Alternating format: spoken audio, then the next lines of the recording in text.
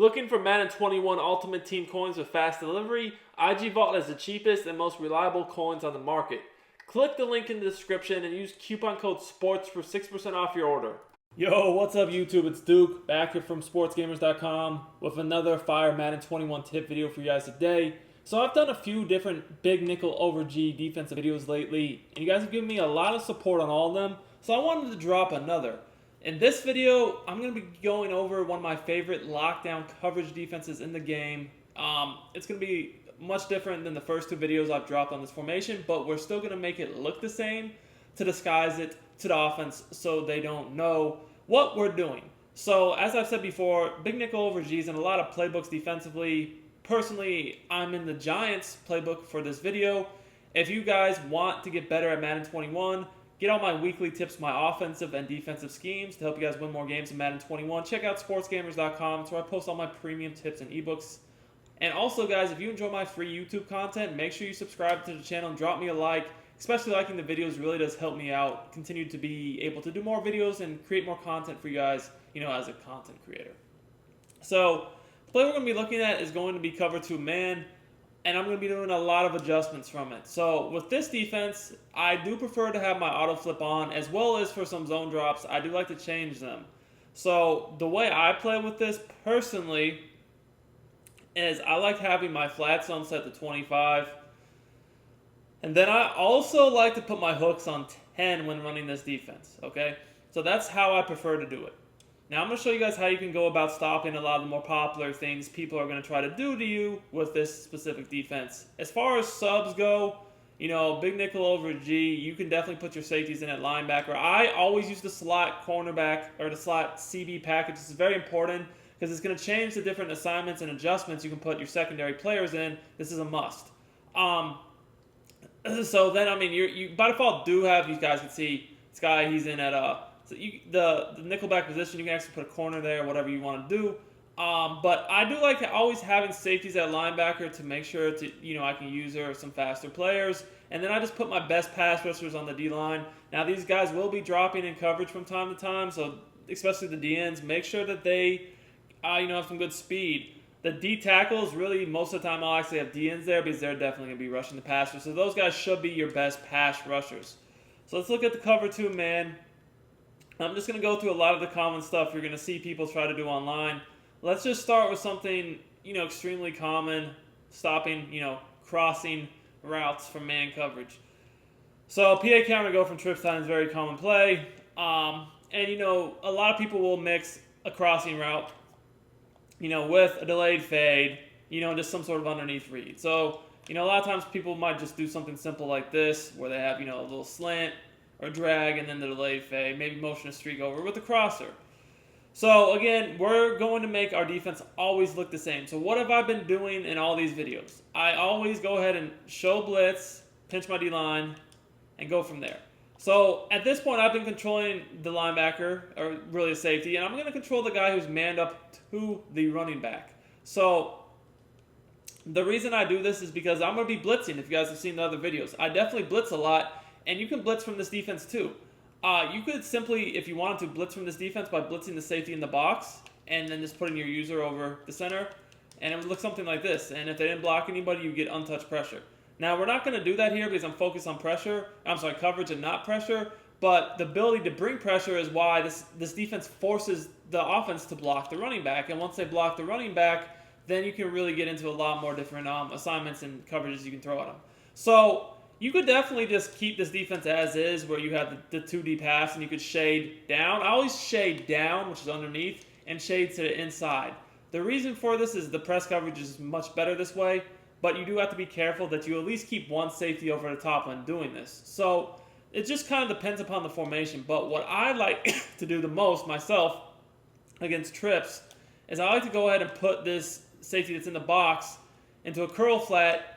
And then after I put him in a curl flat, I shade down to the inside, because when I do that, you guys can see he changes to a hard flat. And remember, I put my hard flat or my flats at either 25 or 30. So now he should be able to get under the crossing route very well. And at this point, if you're worried about getting beat over the top on the trip side, you leave the deep half. If you're worried about them maybe running a deep post down the middle, you can do it inside third. Or even a quarter if you want. Just something more in the middle. The other thing I do a lot with this defense is I'll put the opposite D end I don't want to rush into a vert hook. And remember, that's going to play at about 10 yards. So what's effective about that is if they have an in route coming back over the middle of the field like a lot of people do, he'll be there to break that up because that's a man-beating route. Now I kind of bluff the blitz like this with my user on the blitz angle. And let's just look at the play. Let's get it going. As you can see, I initially looked to take away the crosser, come back over the middle of the field. Nothing's really open. It's just, at this point, just a broken play. And there's nothing for them. And eventually, we're going to end up getting sacked. So if you guys take a look at the replay here, you're going to see that because of my zone drop on the flat zone, he was able to take away the crossing route. All I had to do was initially just take it away quickly, kind of like just scare them from throwing it right away. And then I could come back down, wait for the delayed fade, or maybe a playmaker, slant, post, whatever else they could be doing on this play. Now, I was rushing 3 here, and honestly, they got super good blocking, way better than they normally would. But oftentimes, I'll even take it a step further and only rush 2. So let's take a look at that now. Now, we're going to go to a different formation so I can just break down some more stuff for you. But this time, like I said, we're only going to rush 2. So let's look at maybe a formation like the split close Pats where they could potentially have corner routes on each side of the field. You don't really know. It's just one of those formations where, the corner routes are thrown on each side, crossing routes. So you have to play it a bit differently. So this is a case where I might want to rush 2. So again, we're just going to show blitz, which is coverage audible and left on the left analog stick. We're going to pinch our D-line, crash them out. Now, again, guys, you could very easily here, if they're just sending everybody out, just say, hey, we're going to blitz this safety.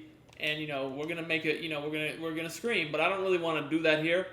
I'm going to go ahead and put him in a curl flat, put the safety in the inside third, put my defensive end on the right in the curl flat, and then I'm going to go ahead and put my D end on the left in a hook zone, shade down, and to the inside. So what's going to happen here is now I have 2 hard flats. Remember, they're playing at 20-yard depth. I have a vert hook playing at 10. And, guys, remember, this formation right here, and I'm going to go ahead and press 2. Make sure I get the press animation. This formation has all the receivers lined up in the middle. It's completely compressed. So now I really just want an inside third because the inside third can take away pretty much every receiver deep. I don't really need a deep half, unless they were to try to motion somebody out. But anyways, I still bluff the blitz. And like I said, if they're sending everybody out, I probably want to do this because then I'd have to guard the running back myself. But if I see that, again, because I'm blitzing from the other setups that I've already shown you from this formation, they're probably going to be bound to try to block at least the running back, which is going to allow me to just not have to worry about him. So at this point, this is going to let me free roam. I can pass commit 2 if I'm pretty sure they're going to pass. And this time we did get a much quicker shed, only rushing 2 with Aaron Donald was able to get the sack.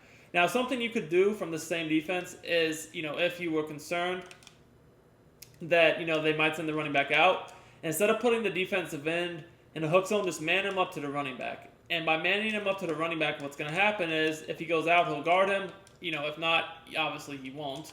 But, now we don't have to worry about it ourselves, and we can just be free to free roam. So if the running back does go out, you guys can see, he actually ended up switching and guarding the receiver there, which is not what we wanted. But everyone was accounted for.